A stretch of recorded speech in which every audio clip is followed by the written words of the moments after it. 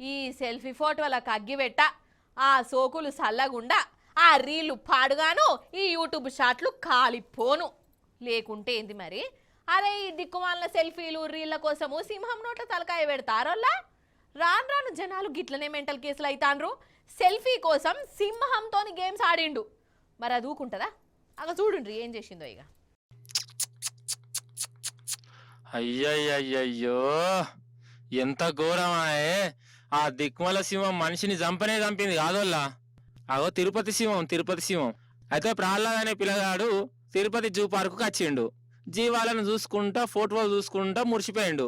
ఇక సింహాన్ని చూడంగానే ఆయనకు బాలకృష్ణ పోయినట్టున్నది. సింహం ముందటనే తొడగొట్టిండు. అది ఉన్న జాగాలో దునికిండు. మరి ఆ సింహం ఊకుంటదా?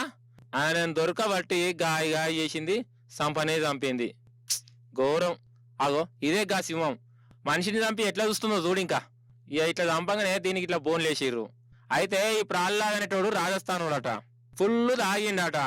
ఇక తాగిన మత్తులో సోయి తప్పిండో లేకుంటే ధైర్యం మీద తెచ్చుకుండో మనకు తెలియదు. కానీ సింహంతో సెల్ఫీ దిగాలనుకున్నాడు. మరి దూరం నుంచి దిగచ్చు కదా. దాని దగ్గరికి వేయండు, కథం అయిపోయిండు. అసలు నన్ను అడిగితే సత్య సింహం చేతులనే కావాలి అని కంకణం కట్టుకున్నాడై ఉండాలి అయినే. అందుకే దునికిండు కావచ్చు. లేకుంటే ఏంది మరి. సింహాల దగ్గరికి అట్లా పోడింది. అవేమన్నా పిల్లులా మేకలా?